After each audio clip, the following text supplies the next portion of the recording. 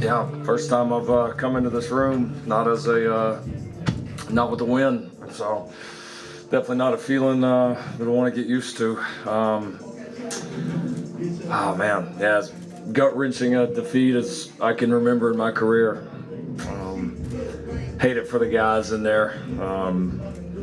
We fought our tails off. We fought so hard, and had what a great surge there in the fourth quarter to take the lead, and obviously we're one play away, and give credit to Utah. We've had 3 great games with them. Great competitors. It's a heck of a ball game. Wish we'd have played a little bit cleaner. Thought we had some opportunities, especially there in the first half, to separate a little bit. Didn't get it done. Stalled out kind of offensively there in the second and third quarter, and able to kind of get it going there a little bit at the end. Thought defensively we battled all night. Obviously had the huge pick 6. Had some really big time plays. Obviously some big plays in the kicking game as well. So yeah, it was a good heavyweight battle. 2 good football teams going at it, and came down to the last play. So I'm, locker room's, pretty torn up right now. As it should be. We've had two tough losses in a row, and not obviously how any of us scripted this, but you can't script it. It's college football. It comes down to little things here and there, and we haven't quite played clean enough. Here the last couple of weeks to take advantage of it, because we have played very hard. The guys really sold out. We got a lot better this week in practice, and again, our fight cannot be questioned. But we got to play better. We realize that.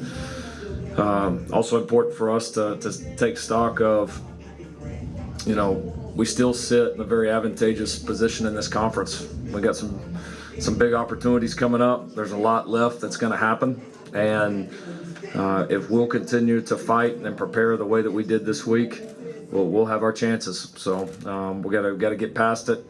Got to get on to the next one. We're on we're kind of in one of those tough stretches that you got to go dig yourself out of. And this is when you get tested as a program. You get tested as a coach and a leader. You get tested as all the staff members, all the players in there. It's how committed are you to what we're building? And in this toughest time, maybe one of the tougher times that we've had here in the few years, do you pull closer to that, right? Or do you start to drift away from it? And that was our challenge to the guys in the locker room. And I believe in the young men we have in there. I believe in the staff members that we have in there. I very much believe in how we'll respond, and we'll get a chance to define it. That's a beautiful thing about this game. And I'm proud of the fight. We got to play better to play up to our capability. But I still know that there's a lot out there for this team, even though some people will count us out. That's okay. There's a lot left for this team. I'm excited for our journey here the rest of the way. Still a lot left to play for. With that, we'll go questions.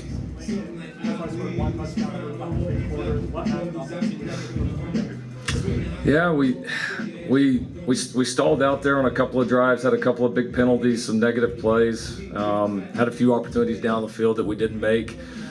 The turnovers / kind of hanging on to the ball, still plagued us a little bit. We obviously didn't turn it over as much as we did the week before, but the fumble was a big play because we had some momentum in that drive, and then Caleb kind of lost hold of one there at the end.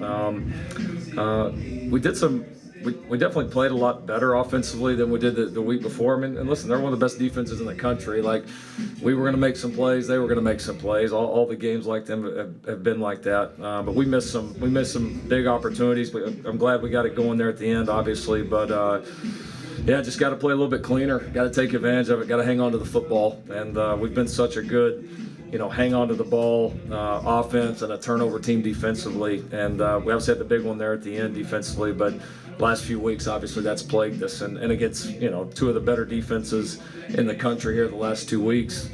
That's the margin for error, right? To play really good and be successful, you got to be really sharp. At times we were really sharp, and at times we were not, and so obviously got to play better there. What went wrong on that last drive? We had a 15-yard penalty with all the momentum in the world, and then we gave up the big quarterback scramble on the play before the field goal. I mean, I thought we were in great calls. I thought we had a ton of momentum. Bears been an awesome player for us, and he was really broken up about the penalty because that was the one that really gave him some life. And you had him backed up, and pass rush was starting to get home. We were covering them pretty well. Felt like we were in great shape. And I had a 4 or 5 yard play. It all of a sudden turns into a first down and a 20-yard play. And he was trying to pull up, but just kind of one of those plays, and that was the big momentum one. And then we did a great job kind of regaining momentum and pushing them back. And then obviously the quarterback scramble there at the end, obviously hurt us and put them in pretty advantageous field goal range.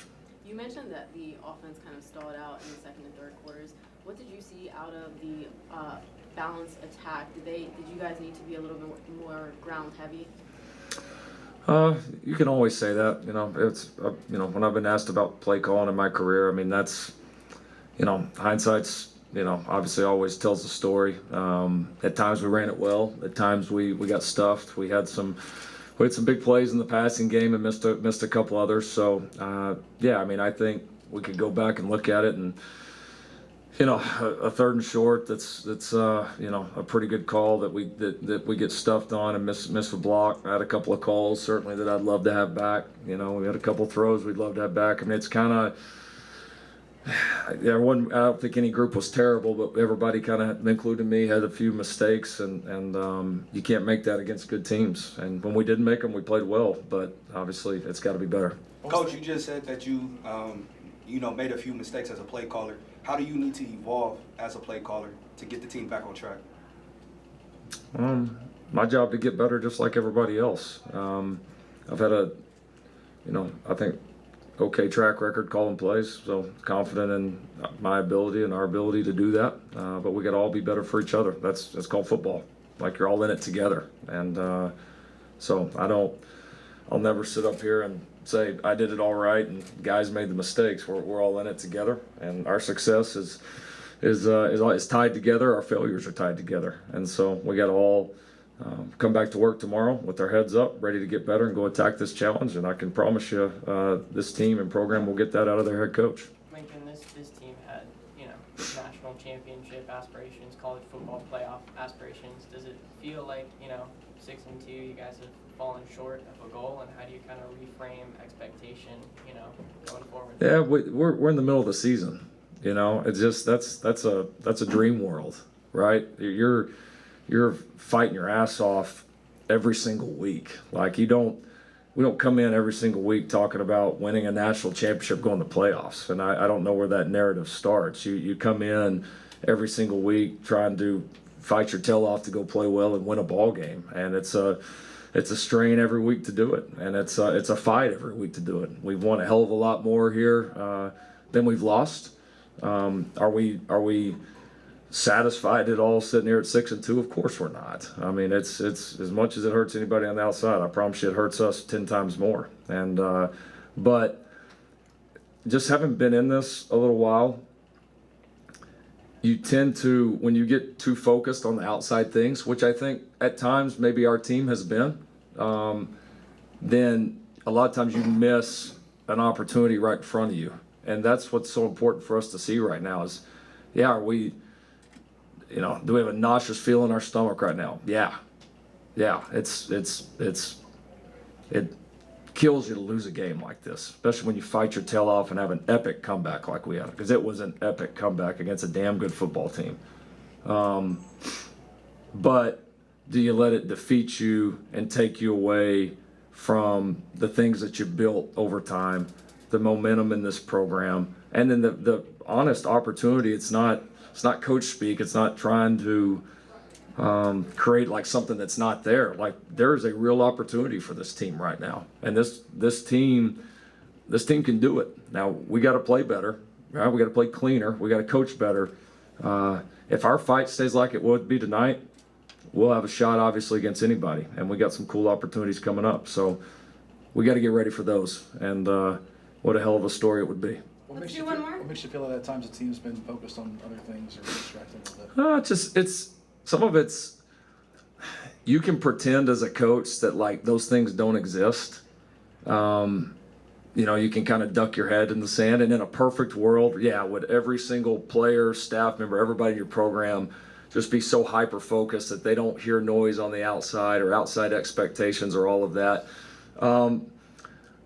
But that's probably not reality either, right? There's so much out there. Like the world for these guys, especially these kids, man, it has changed so much. I know we always say it. We all, makes me sound old saying it, but it really has. And if you let the outside set expectations, you're always being measured up against that.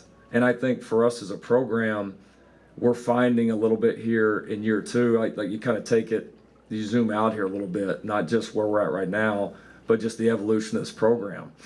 Last year, year one, expectations wherever, kind of all over the place. We come in and probably by and large overachieve in a lot of ways. And I think fair to say that the team last year probably did overachieve. Okay, year two, this is a different step, right? Everybody expects you to be good, right? Everybody expects that you could have a championship caliber team. And when you're constantly trying to live up to those expectations, you can kind of fall away from maybe what put you there in that position in the first place. And you can let disappointment of not playing perfect, or when you won by 20 and you didn't win by 40, and all the outside noise that comes with that, like it can get to you. And I think at times, fair to say, it's got to this team. And I don't think in a negative way, but we've had to really fight the urge to I think we've really had to fight to keep things on our own terms. And I think that's so important. I think that's part of our progression as a program. I think when you haven't been in this position in a while, it takes time. And it's going to take some scars, right? It's going to take some tough lessons to learn. These are lessons that like we couldn't learn last year. Like it wasn't like this. It didn't feel like this. And this is part of our progression, and it sucks. I mean, it kills you.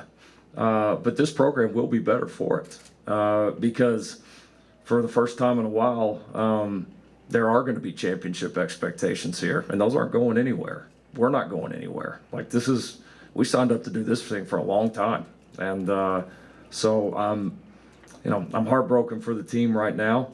In the big picture, this program will get more ready to being back on the stage that was at for a long, long time, and look forward to being a part of that and a lot of great memories ahead. And I think if we'll stick together as a program right now, just this team right now, zooming back in, I think there could be some pretty cool things ahead for this team, and I'm appreciative to be along for the ride.